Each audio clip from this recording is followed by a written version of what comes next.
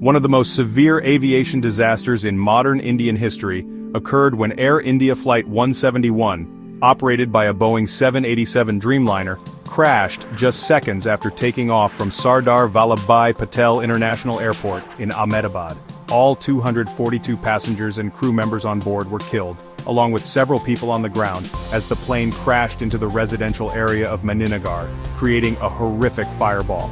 Based on video footage recorded from a nearby building, along with technical data and standard procedures in civil aviation, we conducted a comprehensive analysis to formulate well-founded hypotheses about the possible causes leading to this tragedy.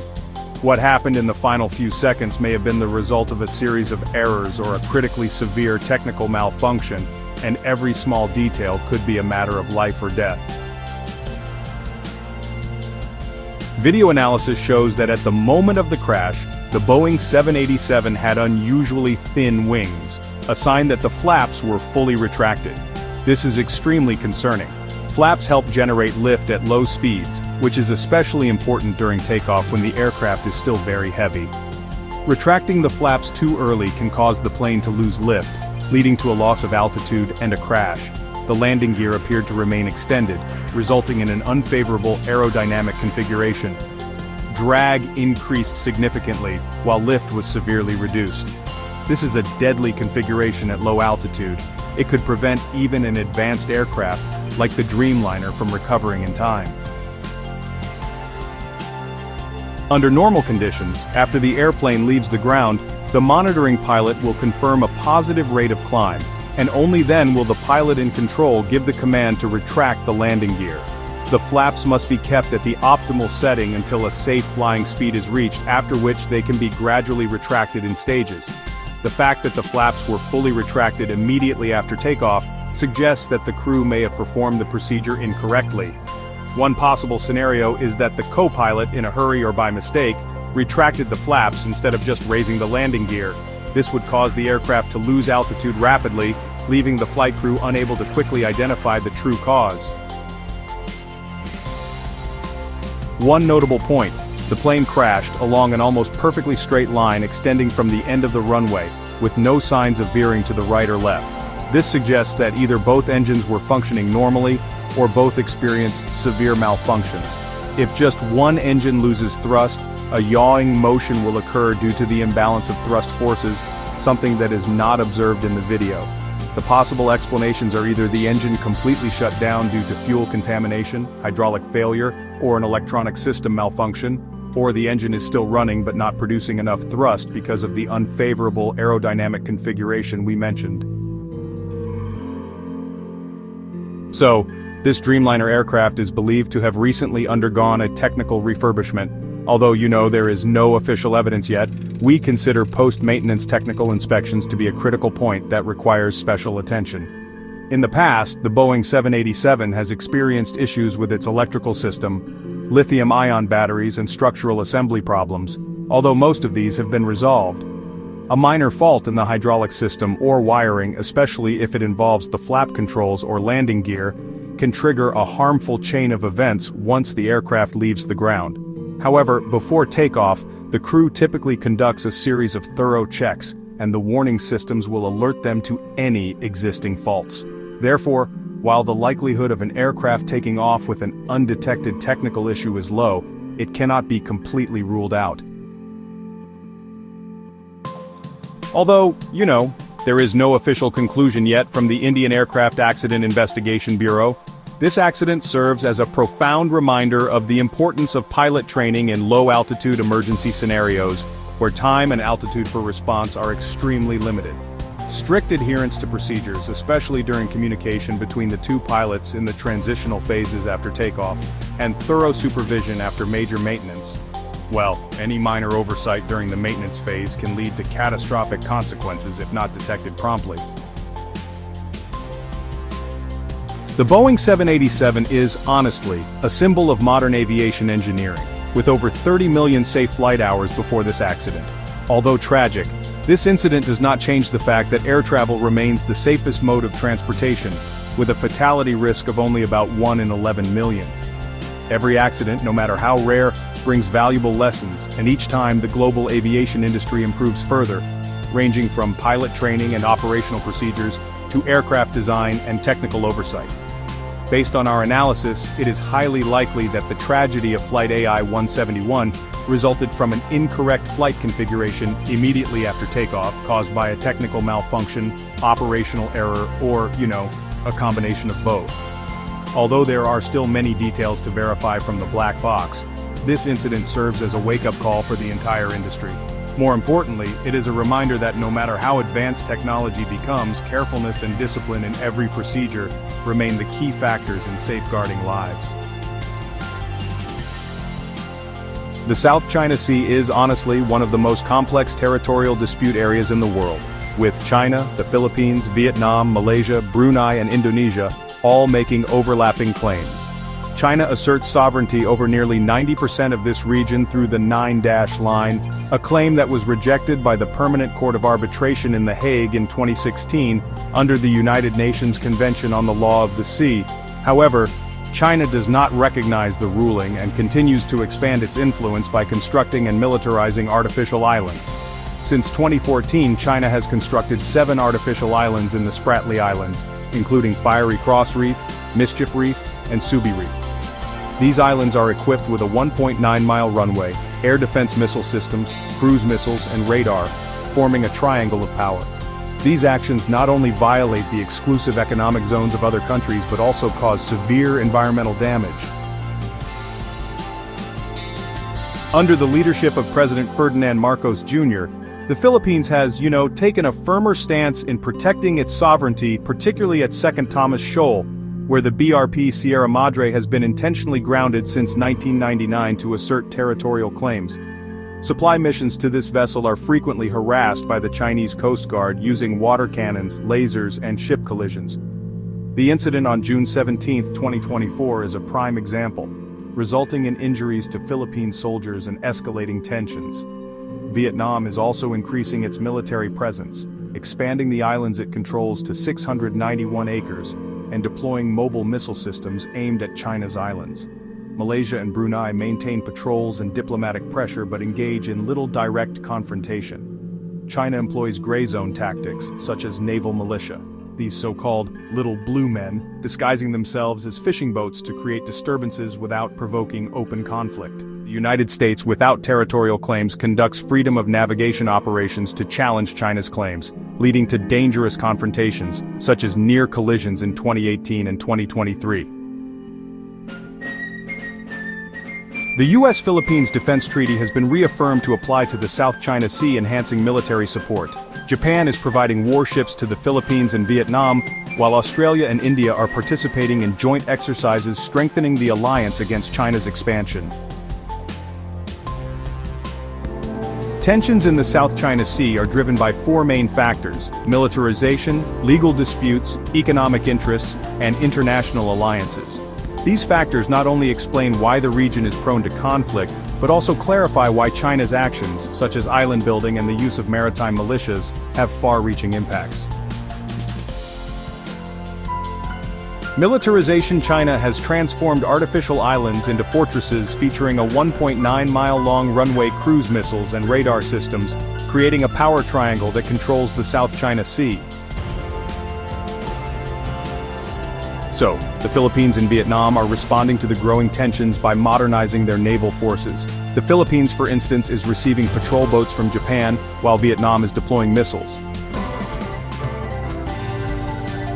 The increase in weaponry really raises the risk of conflict, especially as incidents like the one on June 17, 2024, occur.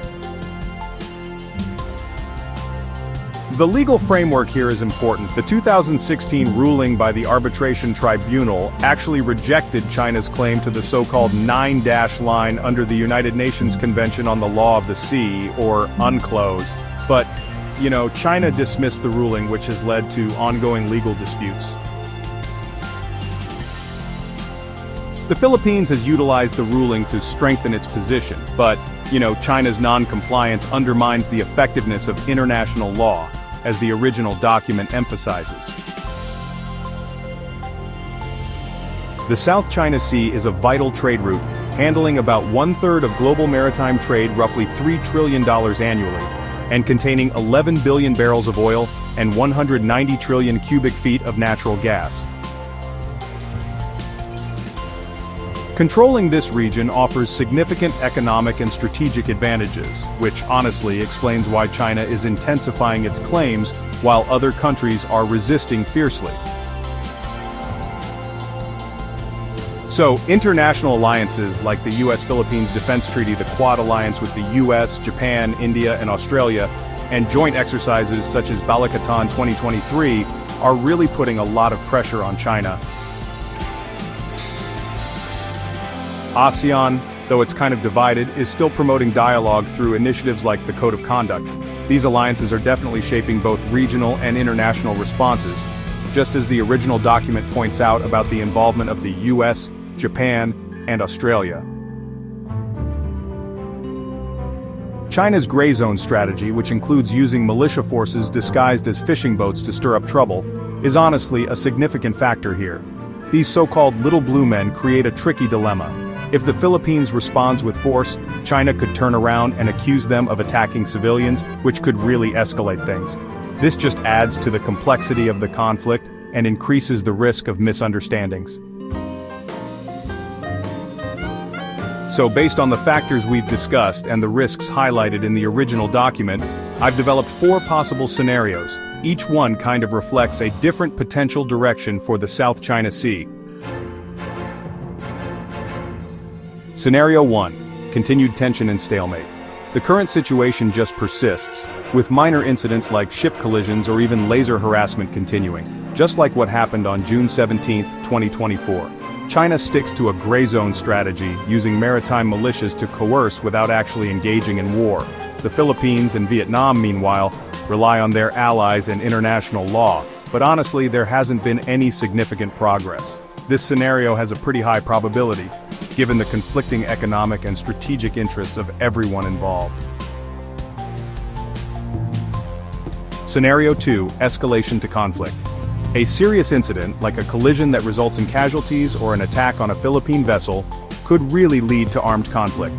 If the United States steps in under the Defense Treaty, things could escalate further, possibly involving Japan, Australia, and even India. The original document really emphasizes this risk, since the South China Sea is such a vital trade route, and yeah, a war here would disrupt global commerce in a big way. Scenario 3. Diplomatic resolution. So, pressure from the United Nations, ASEAN, or maybe some neutral powers encourages negotiations, leading to agreements like joint resource exploitation or a code of conduct that respects UNCLOS. But honestly, this scenario is unlikely due to China's hardline stance, as the original document points out when talking about Beijing's rejection of the 2016 ruling. Scenario 4. Changing the balance of power. The active involvement of Japan, India, or even Russia could really alter the balance of power. For example, the Quad Alliance might contain China, or on the other hand, China could isolate the Philippines, forcing other countries to rethink and adjust their strategies. The South China Sea, which is honestly one of the most dangerous geopolitical hotspots in the world, stands at a fateful crossroads. China's aggressive actions, from building artificial islands to using gray zone tactics like maritime militias and water cannons, have pushed the region into a prolonged state of tension. As our analysis shows, incidents like the June 17, 2024 clash at Reed Bank between Chinese and Philippine vessels really highlight the risk of things escalating into a full-blown conflict. But will the South China Sea continue to be a powder keg, or is there maybe a chance for peace? Today we're going to explore the consequences of 4 potential scenarios and provide some practical recommendations to help shape the region's future. First, let's examine the prolonged tension scenario. This is honestly the most likely outlook, where China continues to use its maritime militia and Coast Guard forces to harass the Philippines, Vietnam, and other countries without engaging in open warfare. The consequences of this scenario are enormous economic costs. Nations must bolster their military presence, fishermen lose access to fishing grounds, and international trust is eroded. The original document emphasizes that China's artificial islands, built on sinking coral reefs, require continuous maintenance, increasing the financial burden on Beijing. More importantly, the risk of unintended escalation from a minor incident, such as at Scarborough Shoal, could spiral the region into an unwanted conflict. On Monday, if tensions escalate into armed conflict, the consequences will be severe. A major incident resulting in significant casualties, such as an attack on a Philippine vessel, could trigger the U.S.-Philippines Defense Treaty, drawing in Japan, Australia, and even India. The document warns that the South China Sea is a trade route handling $3 trillion in goods annually, accounting for 1/3 of global maritime trade. A war would disrupt supply chains, causing a global energy and economic crisis, not to mention the loss of life and the risk of regional war spreading.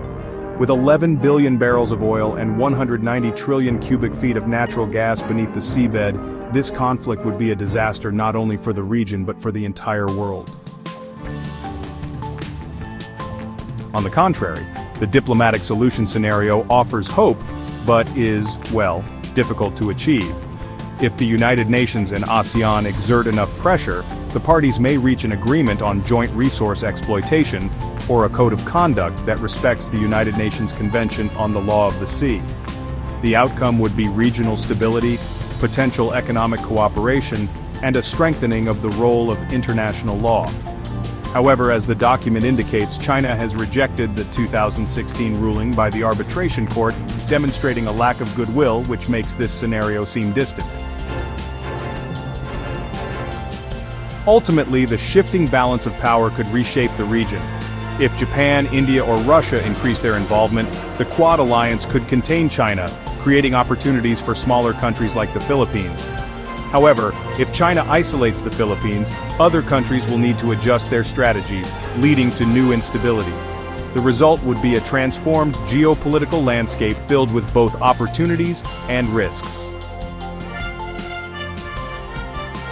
For the Philippines, it is essential to strengthen alliances with the United States, Japan, and Australia, modernize the Navy, and internationalize the issue through media, similar to how they publicly highlighted China's actions at Scarborough Shoal. China should engage in good faith negotiations, comply with the United Nations Convention on the Law of the Sea, and, cease aggressive actions such as ship collisions. The United States and its allies need to maintain freedom of navigation operations, provide military support to the Philippines and Vietnam, and apply diplomatic pressure for Beijing to change its behavior. International organizations such as the United Nations must promote multilateral dialogue, enforce the 2016 ruling, and establish military communication channels to prevent incidents.